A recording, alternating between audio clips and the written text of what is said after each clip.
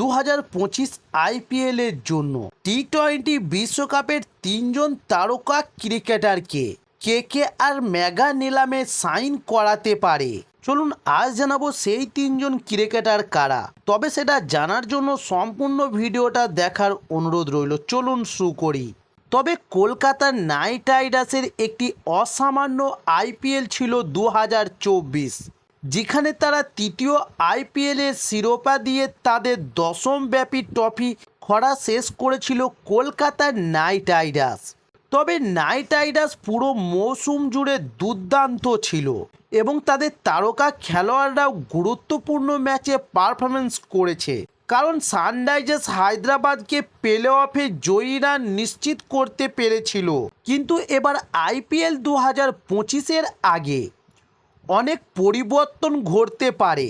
তাদের পরামর্শদাতা গৌতম গম্ভীর এবং সহকারী কোচ অভিষেক নায়ার ইতিমধ্যেই ভারতের কোচিং দায়িত্ব চলে গেছে এবং আইপিএলে ধরে রাখার নীতির কারণে কিছু খেলোয়াড়ও চলে যাওয়ার সম্ভাবনা রয়েছে। তবে যদিও চারজন ক্রিকেটারকে ধরে রাখা যাবে বলে জানা গিয়েছে মেগা নিলামের আগে, তবে কেকেআর তাদের কিছু গুরুত্বপূর্ণ পারফরমেন্সকে ছেড়ে দেবে এবং নিলামের টেবিলের নাইডা শূন্যতা পূরণ করার জন্য এবারের নিলামে বসতে চলেছে কলকাতা নাইট রাইডার্সের টিম ম্যানেজমেন্ট।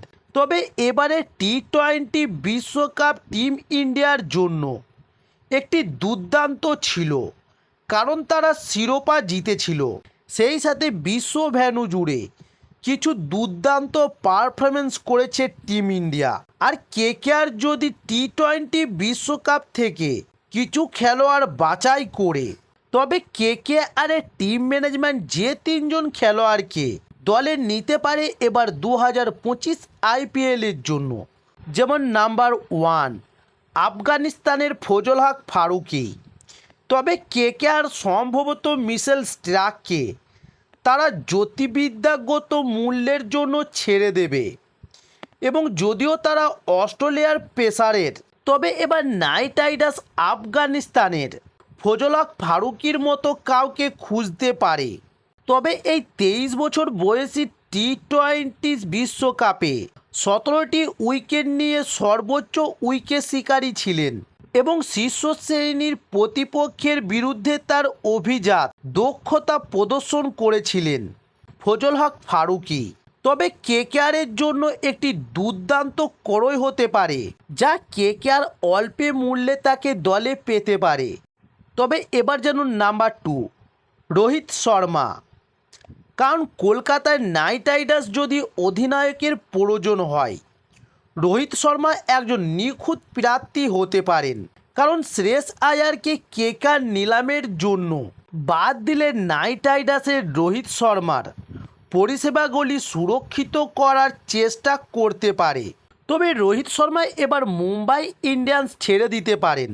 তাই ভারতের অধিনায়ক আন্তর্জাতিক স্তরে টি-20 ছেড়েছেন, তবে ফরম্যাটে একজন ব্যাটারের রত্ন।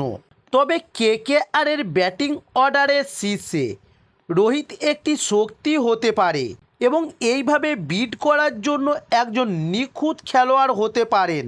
এবার জানুন নাম্বার 3 বাংলাদেশের ক্রিকেটার রিশাদ হোসেন। তবে টি-20 বিশ্বকাপে বাংলাদেশের অন্যতম উজ্জ্বল ফুলিঙ্গ ছিলেন রিশাদ হোসেন। তবে তরুণ স্পিনার 14 উইকেট তুলে নিয়েছিলেন এবং বেশিরভাগ প্রতিপক্ষের বিরুদ্ধে অশুভ ছিলেন তিনি। তাই লেগ ব্রেক বোলার কেকেআরের জন্য একটি দুর্দান্ত বিকল্প হতে পারেন, বিশেষ করে তার ব্যাটিং দক্ষতার কারণে। তবে তার বয়স 22 বছর, তাই আন্তর্জাতিক তারকা হওয়ার সমস্ত সম্ভাবনা রয়েছে এবং কেকেআর তাকে একটি নিখুঁত প্ল্যাটফর্ম সরবরাহ করতে পারে। এছাড়াও ইডেন গার্ডেন্সে তার বোলিং দক্ষতাই রিশাদের জন্য উপযুক্ত হতে পারে। তাই এবার 2025 আইপিএলের জন্য কলকাতা নাইট রাইডার্স এই তিনজন ক্রিকেটারকে নিলামের টেবিল থেকে দলে নিতে চাইবে। তবে সেটা দেখার জন্য আরও কিছুটা সময় অপেক্ষা করতে হবে।